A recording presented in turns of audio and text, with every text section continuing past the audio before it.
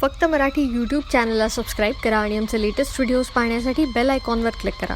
Latest अपडेट्ससाठी आमचा Instagram, Twitter आणि फेसबुक हँडल्सना फॉलो करा।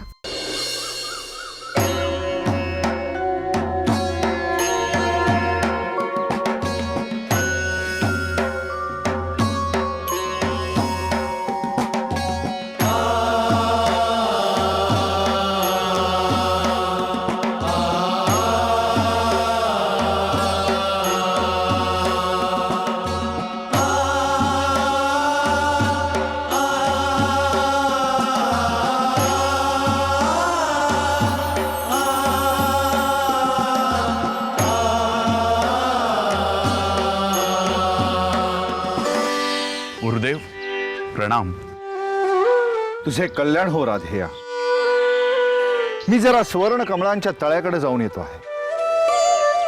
आज श्री महादेव शिवशंकराची महापूजा आहे। यासाठी महादेवाला अर्पण करायला मी सुवर्ण कमळ आणायला चाललोय। क्षमा करावी गुरुदेव, परंतु सुवर्ण कमळ आणण्यास जाण्याचे आपण कष्ट घेण्याची आवश्यकता नाही। आपण आज्ञा करावी। आपला हा शिष्य आपणा सुवर्ण कमळ आणून देईल। सुवर्ण कमळांची राखण महाभयंकर राक्षस करीत असत राधेया। गुरुदेव, जर आपला आशीर्वाद असेल तर मी त्या भयंकर राक्षसांचा निपात करीन आणि आपली शिवाची महापूजा संपन्न होईल याची दक्षता घेईन।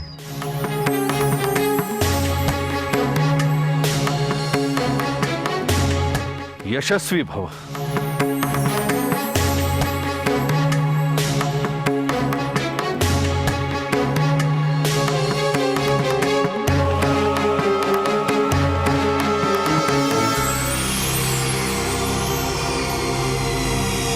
प्रणाम। गुरुबंधू, कुठे चालला आहेस? सुवर्ण कमळांच्या तळ्याकडे। काय? जो कोणी मनुष्य अथवा चतुष्पाद प्राणी स्वर्ण कमळाच्या तळ्याकडे जातो तो जीवित परत येत नाही। स्वतः गुरुदेवांनीच स्वर्ण कमळांच्या तळ्याकडे जाण्यास प्रतिबंध केला आहे। परंतु सुवर्ण कमळ आणण्याची गुरुदेवांचीच आज्ञा आहे। गुरुदेवांना महादेवाच्या महापूजेसाठी सुवर्ण कमळांची आवश्यकता आहे।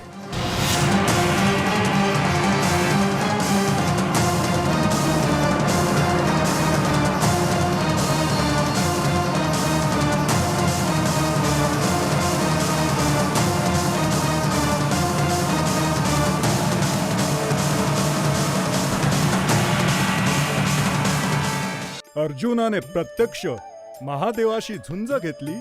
या गोष्टीने भारावून व प्रभावित होऊन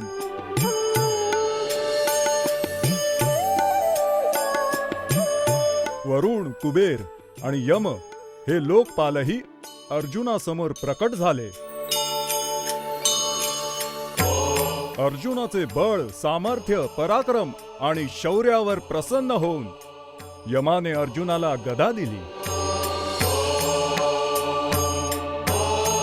वरुणाने आपले पाश अर्पण केले, तर कुबेराने त्याला प्रस्थापनस्त्र प्रदान केले। देवांनी अर्जुनाचा गौरव केला धर्मराज युधिष्ठिर, आणि देवेंद्र त्याला स्वर्गात घेऊन गेला। भीष्म द्रोणांचा सामना करणारा वीर अस्त्रज्ञानाने परिपूर्ण असावा म्हणून देवेंद्राने अर्जुनाला देवलोकात ठेवून घेतलंय। अर्जुनाने तेथेही देवांना संघस्त करणाऱ्या कलाज्ञ आणि विवात कवच या दोन राक्षसांचा वध करून देवेंद्राचा त्याच्यावर असलेला विश्वास सार्थ ठरविला आहे। परंतु महर्षी, अर्जुन परत केव्हा येणार? सर्व अस्त्र संपन्न होऊन अर्जुन शीघ्र अतिशीघ्र परत येईल भीमसेना। महर्षी, माझ्यामुळे माझ्या कुटुंबियांना, आप्तसोखीयांना फार मनस्ताप झालाय, त्रासही झालाय आणि त्रास होतोही आहे। मी कर्तव्याला जागतो, धर्माचरण करतो, तरीही आमच्यावर संकटामागून संकटे कोसळतात.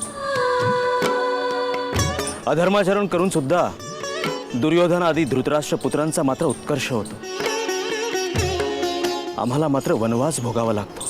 धर्मराज युधिष्ठिर, खंत वाटून घेऊ नकोस. अधर्मावर ज्यांची प्रीती आहे त्यांचा उत्कर्ष होतो हा भ्रम आहे. दिव्यातील तेल संपत आले असताना दिव्याची ज्योत जशी मोठी होते तसेच हे अधर्मचरण करणाऱ्यांच्या उत्कर्षाचे आहे. अधर्माने वागणाऱ्यांचा समूळ विनाश अटळ असतो. धर्माचरण करणाऱ्यांना थोडे कष्ट जरी सहन करावे लागले तरी अंतिम त्यांचा उत्कर्ष होतोच.